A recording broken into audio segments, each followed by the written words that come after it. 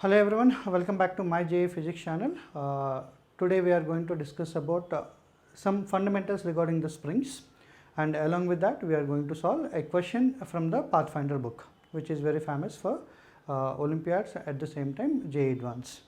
So before getting into the question, so I want to give you some basic concepts regarding the springs. So the first thing I have taken here is the slowly lowering the block to equilibrium position. Suppose that this is the natural length of the spring. Okay, so I am taking the length of the spring is some L0. This is the natural length of the spring. So I am holding the block over here. Slowly I am taking the block to the equilibrium position, means I am releasing my force. Okay, so gradually I am decreasing my force and I am lowering the block to what level? To equilibrium level. So whenever it comes to equilibrium, that means mg and spring force are balancing each other, then I am removing my force. Okay, so you can take like this is the external force acting. So this is external force which is gradually decreasing. Okay, it's gradually decreasing value. As it is gradually decreasing value, what will happen? The block slowly comes down. Okay, initially it is equal to mg and finally it comes to 0. F external will change from mg to 0 level. So as I am slowly lowering the block, okay, so I'm with the removing the force, then block will settle at some place. So that we are calling it as what? Equilibrium position, where the forces will balance each other. Okay, so I can write down the force mg is acting downward, and suppose that this extension, I am taking this extension value is something like an x naught. Okay, so then kx naught is the spring force will act, where k is the spring constant. Then we can write down the mg is equal to kx naught, where x naught is the equilibrium extension. The block will stay there. So here, suppose if I pull this block by 1 centimeter downward and left, then the block will oscillate with an amplitude of 1 centimeter. If I pull the block downward by 2 centimeter and left, then block will oscillate with an amplitude of 2 centimeter. So in this case, amplitude is in our control. Amplitude of oscillation of the spring and block system is in our control. So we can decide what is the amplitude of the oscillation of the spring and block. Let us see that the second case, where the amplitude of oscillation is not in our control. Okay, so amplitude will be defined factor over here in this case. So that is the case that if block is released from the rest when the spring is in natural length. So same as previous, I am taking the one spring of length L0. L0 is the length of the spring, which is natural length, you can say, or relaxed length. Okay, now block is connected to the spring and I am holding the block. Okay, so I am holding the block here. Now I am not making the block to come down slowly. I am releasing the block over here. If it is released from the rest, that is the meaning of spring is natural length and released from the rest. That is the logic. Okay, so if block is released from the rest, then the forces will act on the block will be mg will act constant force everywhere, every instant. But here at this instant, you can see the first dashed line. Okay, at this level, the first level, there will be no spring force acting on the block. But as the block is coming down, what happens to the spring force will increase, because so as x value increases, spring force value will increase. So in this particular region, I can write down that kx is less than mg. So mg force is more, but kx force is less. Okay, so there will be some unbalanced force acting in this region. So because of that, what will happen? As the block reaches to this position, it will have some velocity v. But this is the position, whatever position, dash line 2, second position I am taking. So that is the position where mg is equal to some kx naught. Suppose this I am taking as x naught is the extension of the spring, then mg is equal to kx naught. So which is nothing but equilibrium position. So this I am taking it as equilibrium position. Okay. So while coming to the equilibrium position, the block will have some velocity. That velocity will have v, suppose. So with this velocity, block won't stop at the equilibrium, it will go down, okay, till some position where velocity will get to 0. Okay, so this is the position where I am taking the velocity 0. Now in the second journey, from equilibrium position to some other level, I am taking this is the third level. So from second level to third level, I can say that now Kx is more than mg. Kx will be more than mg because already mg is equal to Kx level is already crossed. As Kx is more than mg, then what happens to the block? Block will decelerate, or retardation of the block will happen over here. So velocity keep on decreases and finally goes to 0. So from this, at this position velocity will become 0. So as velocity is 0, I can name this one as extreme position. This I can call it as extreme position because velocity is 0. Okay, and whereas this also one extreme position because here also velocity is 0. We are releasing the block from the rest. Okay, so this is also extreme position. So oscillation will happen in between these two extreme positions. Then what is the amplitude? Amplitude is nothing but, usually definition wise, amplitude is nothing but the maximum displacement of the block from the equilibrium position. But I say that the amplitude, to solve the questions, this statement may be helpful for you. Amplitude is defined like the distance between the position where force is 0 to the position where velocity is 0. So the distance in between the two positions where force is 0, velocity is 0, then you will get automatically amplitude. Why? Because force is 0 means equilibrium, velocity is 0 means extreme position. So distance between those two will give you amplitude. Okay. So I'll write down here that amplitude, whatever the terminology I am using, the amplitude is nothing but distance between positions where force is 0 and velocity is 0. So this is the amplitude. So now I want to identify the amplitude of oscillation of this. Okay, so what is the amplitude of oscillation value? For that I need to find out this distance between them. For that what I am doing is directly I am applying the work-energy theorem or energy conservation. So here both will be same. Why? Because mg is one conservative force, spring force also conservative, so I can apply the energy conservation also here. Okay, so by conservation of energy, the block is coming down from here. See, this entire journey I am taking now. Okay, so in this entire journey, this is my initial position and this is my final position. Total journey I am choosing. So initial position, velocity is 0, no velocity at initial position, even no velocity for the final position also. So no change in kinetic energy. So you can use work done by all force is equal change in kinetic energy. That is the one thing. Other one is what? Energy conservation, which is block is coming down. So I can write down that decrease in potential energy. Decrease in potential energy of the block should be equal to increase in spring energy, because spring is extending. As spring is extended, okay, so spring energy will be increased. Okay, so how to do that? Very simple. It is came down, this I have taken as x naught. Let us leave about this x naught logic.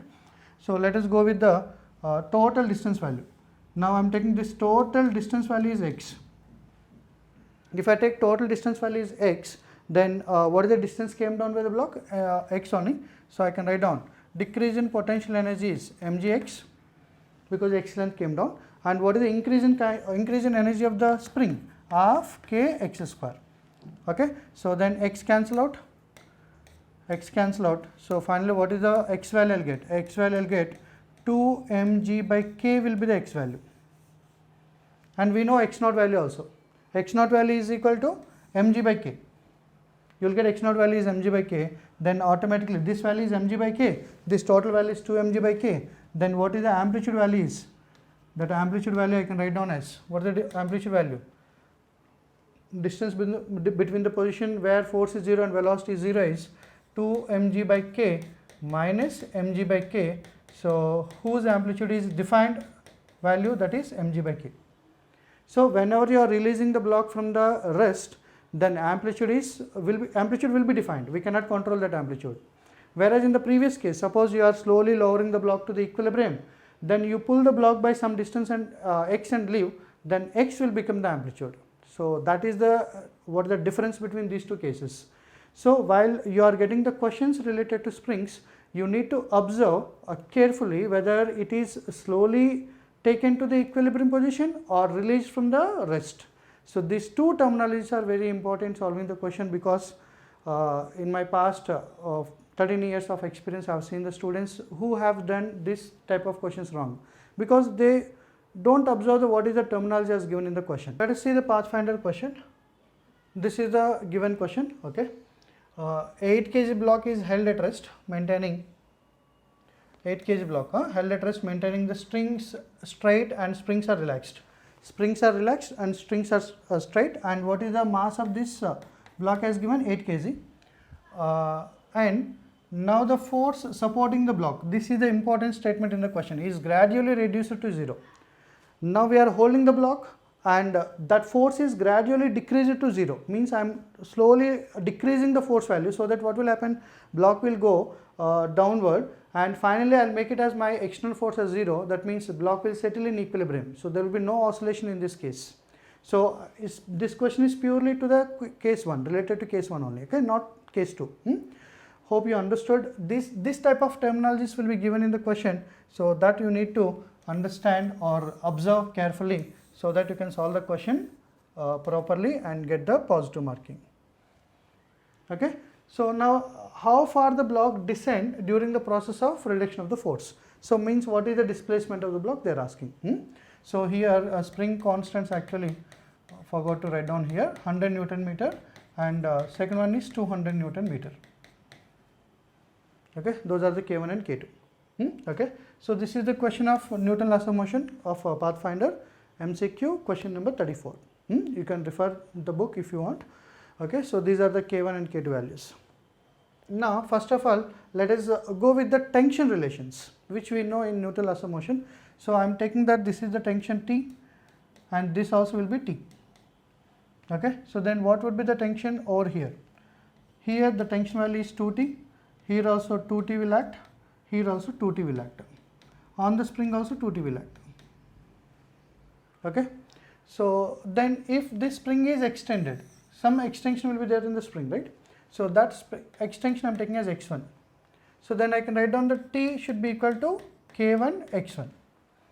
Just I am writing the forces. Next I will go for constant relation. Okay, and this is extended by x2, suppose. Second spring is extended by x2 and they are not connected straight. They are indirectly connected with the strings and pulleys. So what will happen? The extension may be equal, may not be equal, that we cannot say that. So that's why I have taken the different value of x2. So then here, what is the force is equal to K2 x2. So then I can write down that. So 2T should be equal to K2 x2. And here in the question, whatever pulleys are there, those are ideal. So net force acting on the pulley should be 0. That's why I have taken the 2T and 2T.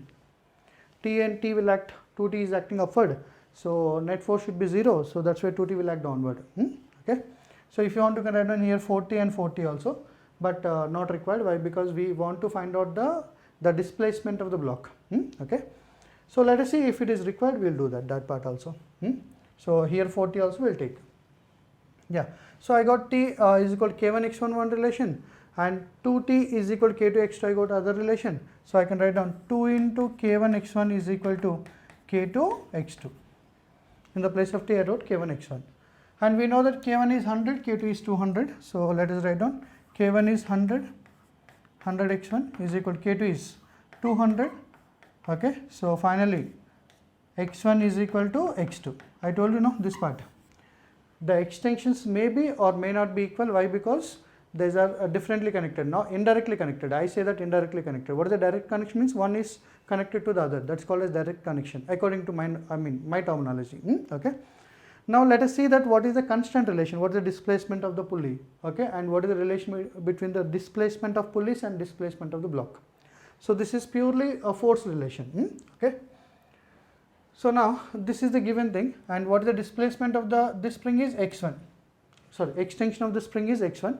If spring is extended by x1, then this pulley will move by what amount? What is the displacement of the pulley? Suppose pulley is displaced by some x, then increase in length should be 2x. So that is the only logic we are going to apply in the question. The logic is what? Suppose this was the pulley initially, then this will be the string. Okay. Now pulley came down and pulley came down by x amount, something like this. X is the displacement of the pulley. Then how the string would be? String would be something like this. No, on this side will be there, even second side also string will be there. That means what are the extensions in the string length?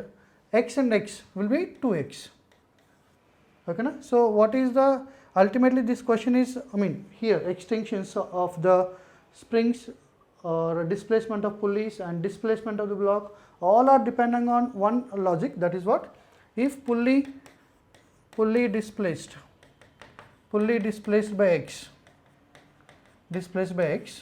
string length will increase by 2x. Okay, so a very fundamental constraint in the neutral laws of motion, will increase by 2x amount. So this is the only point I am going to take help to solve the question. Okay, so now if spring is extended by x1, that means what is the length of the string? Actually string won't extend, so length of the string does not change here. Whatever we are saying, that length of the string, that is what? Length of the spring included also. Then ultimately how much will increase? x1 will increase. Then what is the displacement of the pulleys? x1 by 2. x1 by 2 will be the displacement. If pulley move by x1 by 2, then spring will extend by x1. Same is here, same logic. Okay. Similarly, what is the increase in length of the spring, second spring? x2 I am taking, already we have taken x2 and we got x1 is equal to x2. x2 is the extension in the spring 2. Okay. So if it is extended by x2, now this pulley will go down by x dash. Now that is our way to identify x dash value. Okay. So if pulley came down by x dash amount, then what the displacement of the block should be? X dash. X dash should be the block displacement. Clear? Now we need to relate x1, x2 and x dash. So let us see. Now this is the pulley. Okay. So this is the string, suppose I am taking this is the string. Then what is this end? This end came down by how much amount? x1 by 2. This end came down by how much? x2. Okay. So then what is the decrease in length here? x1 by 2. What is the decrease in length here? x2. But what is the increase in length? If pulley came down by x dash, what is the increase in length? Increase in length will be 2x on this side and on this side. 2x dash will be the increase in length. So I can write down increase in length, 2x dash is equal to decrease in length, x1 by 2 plus x2. So this is the only one point or one idea to solve the entire question. If you can understand, if you can able to get this idea, then question is solved. Okay. So let us see. So now we require the x dash value. So 2x dash is equal to, I can write down this is x1 is equal to x2. We know that x1 is equal to x2. So I can write down this is 3x1 by 2. Okay. So finally what is the x dash value is equal to 3x1 by 4. This is the displacement of the block. So but we need to identify the value. So to find out the exact displacement of the block, we require the x1 value. For that, as I told you, 4t is required now. Okay. I told you that this is t and t. Okay. So then what the tension in the second string is 2t. Am I right? So then what the tension over here is 4t. Even here also 4t will act. On the pulley, net force should be 0. And what is the weight of the block as given? 8 kg. That means 80 Newton will act downward. Okay, na? So as it is in equilibrium position, slowly lowered to the equilibrium position. That is the given statement in the question. So I can write down that 4t is equal to how much? 80 Newton. So t is equal to 20 Newton. Okay. So we have an expression for t also. In the previously we calculated. T is equal to k1 x1, where k1 is equal to 100. So I can find out the x1 value now. Okay. So t is equal to, I can write down k1 x1. This is 20 is equal to 100 into x1. So what is the x1 value is equal to? x1 value is equal to 0.2 meter, which is nothing but 20 centimeter. Okay, that is the x1 value. So I can find out now x dash value because I got the x1 value. So what is the x dash value is equal to 3 into 20 centimeter by 4. Then x dash value will get 15 centimeter, which is the displacement of the block. That is the displacement of the block to which, I mean, what is that, extended. And finally settle in equilibrium. It won't oscillate here. Okay. So in this way you can solve by using the fundamental concepts of what is this, neutral laws of motion. You can solve this question. So hope you enjoyed the video. If you really enjoyed it, please like it. At the same time, if you are watching this channel first time, then please subscribe the channel I'm going to attach the total this entire notes in the description box. So please download the notes, and thank you so much, and we'll meet you with a different question or a different concept in the coming video.